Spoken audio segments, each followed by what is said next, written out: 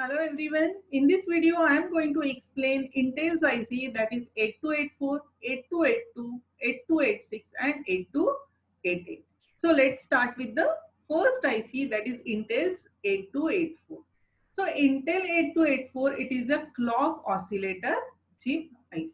It is 18-pin chip. So here diagram of 8284 is shown in which there are 9 pins on one side and 9 pins on another side. It provides clock frequency, ready and reset signals to 8086. So whenever we connect this IC to 8080, suppose this is 8086 and this is 8284. So 8284 provides three pins to or three signals to 8086 microprocessor. Which are that signals? 8284 provides ready signal, a reset signal and clock signal to 8086 microprocessor. Note that output clock frequency of 8284 is 1/3 of the applied input frequency. So what happens? There are two inputs, that is X1 and X2, and here we generally connect. What do we connect here? Here we connect a crystal oscillator. This crystal oscillator provides some frequency to 8284. 8284 divides that frequency by 3 and provides remaining frequency through clock pin to 8086 microprocessor. Now what is shown here, this is crystal oscillator and this is 8284 IC. What is written? The Intel 8284 is situated on the motherboard next to the crystal oscillator. Because crystal oscillator generates the clock frequency, that generated clock signal is provided to 8284. 8284 divides that frequency by 3 and remaining is provided to 8086 microprocessor. So let's see how it happens. Here I have shown 8284 IC and this is 8086 microprocessor. These are two inputs of 8284, that is X1 and X2. So what is this? This is crystal oscillator. So what this crystal oscillator does? Crystal oscillator provides clock frequency to 8284. Let's assume that this frequency of this generated clock signal, that is the clock signal generated by this crystal oscillator. This clock signal is generated by this particular crystal oscillator. Let's assume that the frequency of this clock is 15 megahertz. So what 8284 does? 8284 divides that this frequency by 3 and then what is remaining?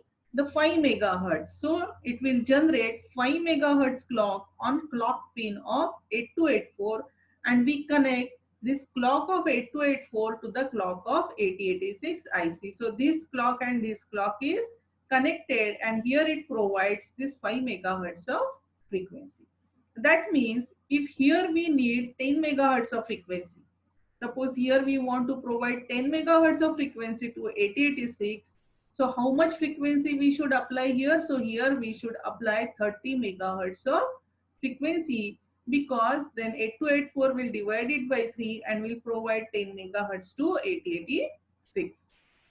We know that 8086 operates on three frequencies, that is 5 megahertz, 8 megahertz and 10 megahertz. That means here if we want 8 megahertz, here the frequency should be 24 megahertz. Whatever this crystal oscillator generates, 8284 is going to divide it by 3. Ready pin of 8284 is connected to ready pin of 8086 and reset pin of 8284 is connected to reset pin of 8086 microprocessor. So it was all about 8284, which is a clock generator IC that provides clock to 8086 microprocessor. Now let's go to the next IC, that is Intel's 8282 Octal Latch. What is this octal means? Octal represents 8. What is latch means? Latch means it is something which is used to store. It is used for latching operation. It is used for locking operation. So what to latch? So it is used to hold the address. This 8282 Octal Latch IC is used to store the address.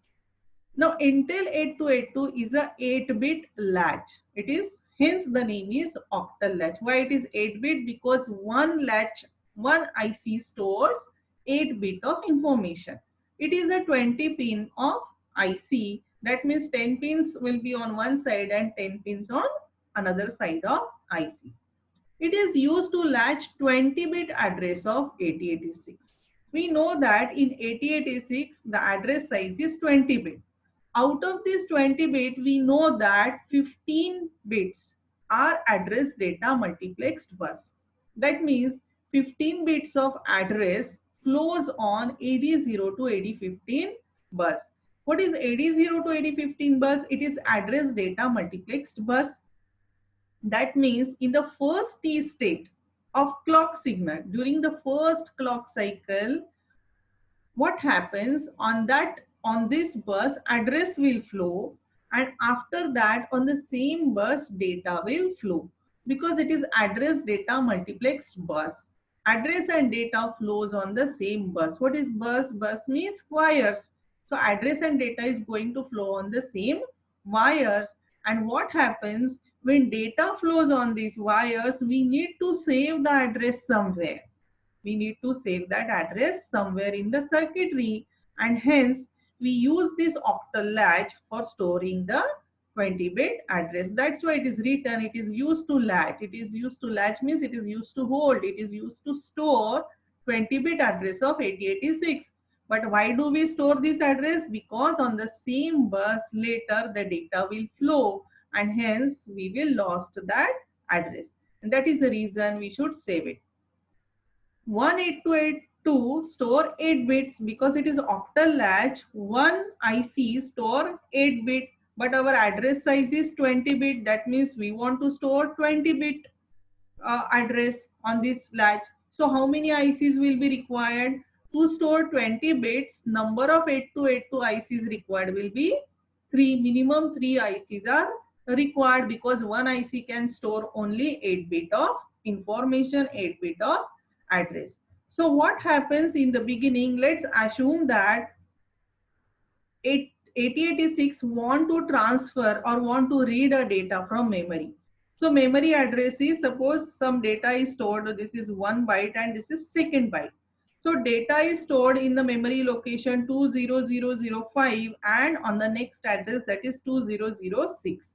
In hex it is 50 and AA. Data is, this is AA and this is 50. Suppose 8086 want to transfer or want to read this data. That means what 8086 will have to do if it wants to read the data? 8086 has to transfer this address on address bus. How this address flows? So these 16 bits, that means 2000, this is in hexadecimal, this is not binary or decimal.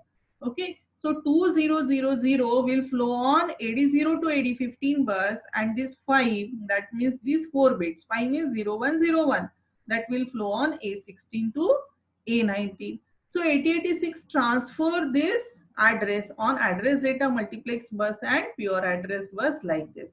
After that, what happens? Say this is octal latch, that is 8282. This octal latch is connected to the address latch enable pin of 8086 microprocessor.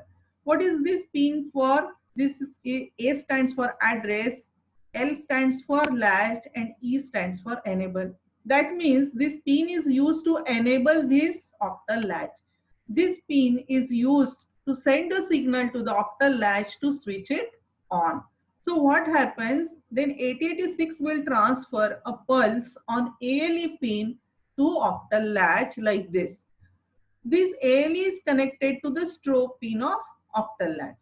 As soon as it receives this pulse on strobe pin, what 8282 does, what will happen? This address, that means complete address 200 and 5 will flow on this bus, address bus, and will get stored in the octal latch. What happens? This address 2000 and 5, that means this complete address of this memory location will flow on address bus and it will get stored in the octal latch. As soon as this address gets stored in this octal latch, now this bus is available for data flow. That means now on the same bus data can flow, or bus is reserved for data flow, and now data can flow on this bus. So you can see that even if data is flowing on the bus, data is flowing on the wires, the address is still available in the circuit somewhere. It is stored in the octal latch. So this is the use of 8282 octal latch in the 8086 design circuit. Now next IC. Next Intel's IC is 8286. It is Octal Bus Transceiver. Now this is also octal. That means one IC. Octal means 8 bits. Okay. Now 8286 Octal Bus Transceiver. It is transmitter as well as receiver. Now what is the use of this IC? Now, remember that whenever we want to connect 8086 to memory, or whenever we want to connect 8086 to input-output device, we never connect that devices or memory directly to 8086. We always connect this 8286 octal bus transceiver in between. We never connect these devices, input, output or memory directly to 8086. We always connect octal bus transceiver in between. What is this IC? This transceiver uses back-to-back tri-state buffers. So this octal bus transceiver is nothing but it is a buffer IC. What buffer IC does? In buffer IC, the input and output is always same. It will never change the data. What it does, it just increase the current carrying capacity of wires so that when we increase the number of devices connected to the bus, the data should not get changed. That means 5 should not become 0. That means logic 1 should not become 0. So that is the reason we always connect buffers in between. What this octal bus transceiver does? As name suggests, it is a transmitter or receiver. Now this is 8086 and let's assume that this 8086 want to transmit this data. This data is stored in some of the register of 8086 and let's assume that this 8086 want to transfer this data into the memory. Whenever we want to transmit or whenever 8086 transfers the data to the memory, it is said that it is a write operation. When it is a write operation, the write bar pin is always at logic 0. What happens? This write bar should be always at logic 0 because it is a write operation. Then what 8086 does? 8086 will first transfer this address 2003 through octal bus transceiver to memory. Okay, but because 8086 wants to write this data in this memory location. So this 2000 will get transferred on AD0 to AD15 address data multiplex bus and 3 will flow on A16 to A19 pure address bus. Now DEN bar, data enable bar pin of 8086 is connected to output enable bar pin of this 8286 and data transmit / receive bar pin of 8086 is connected to the transmit pin of this 8286. This is active low. That means when 8086 transfer logic 0 on this pin, then it will activate these buffers. That means buffer will become active. It will switch on the buffers. And what this pin does, it decides the direction of data flow. Data transmit / receive bar pin decides the direction of data flow. What is meaning of that?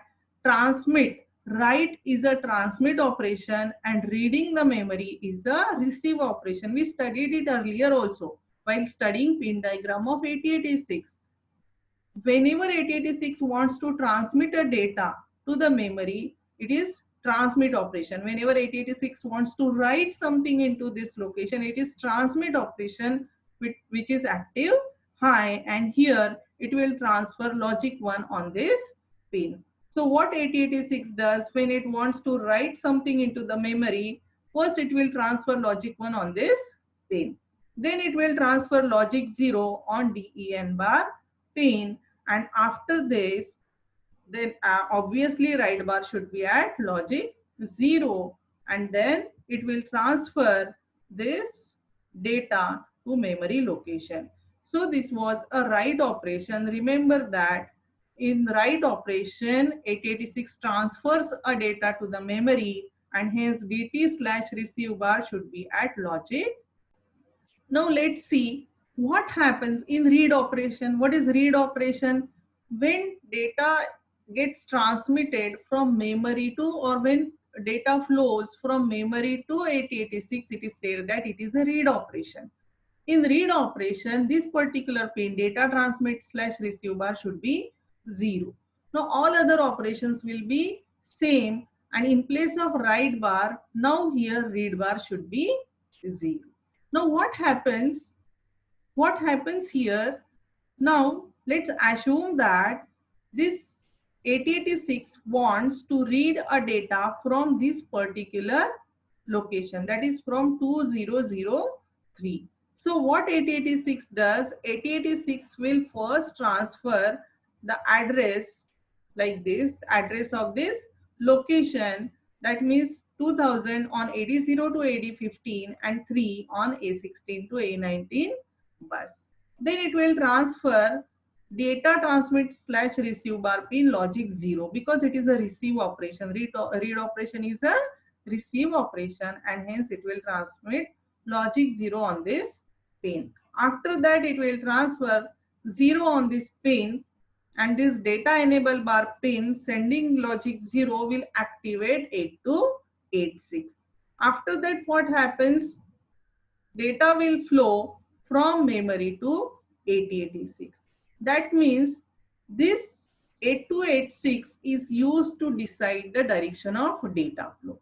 So in write operation, data will flow through this IC in this direction, and in read operation, data will flow in this direction through 8286. So that's why it is written that 8286 decides the direction of data flow. Now next IC is Intel's 8288 bus controller IC. What is 8288 bus controller IC? This 8288 bus controller IC generates the control signals for 8086. How does it generate the control signals for 8086? We know that in 8086 there are three pins, that is S0 bar, S1 bar and S2 bar pins. These are bar. All pins are active, low, and all these pins are connected to S0, S1 and S2 bar pins of 8288. Now these are also bars like this. This is S1 bar and S0 bar. When 8086 transmits 000 on these pins, then 8288 generates interrupt acknowledgement signal to transfer to peripheral devices. If we transfer, or when 8086 transfer 001 on these pins, that is 0 on this, 0 on this and 1 on this, then it will generate input output read signal like this. For 001, it will generate input output read signal. If combination is 010, it will generate input output write signal. If it is 100, it will generate opcode fetch signal. What is opcode fetch signal? Now there are two operations. Whenever 8086 reads the memory, whenever 8086 receives information from memory, it may be data or it may be instruction. Whenever 8086 fetches instruction from the memory, it is said that it is opcode fetch operation. And when 8086 fetches data from the memory, it is memory read operation. So there is a difference. Remember, when 8086 fetches instruction from the memory, it is opcode fetch operation. And when 8086 fetches data from the memory, it is memory read operation. So 8288 bus controller IC generates different signal like opcode fetch, memory read, memory write, all signals for 8086. And it is required only in maximum mode. What is maximum mode means? When there are multiple processors in the system along with 8086, then we call it as 8086 is operating in maximum mode. Remember that when 8086 operates in minimum mode, all these signals, 8086 itself generates all the signals. But if it is a maximum mode, when 8086 operates in maximum mode, we need to connect 8288, 2886 and 8288 bus controller IC generates these signals for 8086. So all these pins, that is all these ICs that we have studied now in this video, that is clock generator IC, bus transceiver IC, octal latch IC or bus controller IC, all ICs are very very important to understand the concept of 8086 minimum mode and maximum mode, because the all these ICs we are going to use while studying minimum and maximum mode of 8086. So I hope you understood what is the basic requirement of these ICs, and if you have any question you can always ask in the comment section. Thanks for watching. Thank you very much.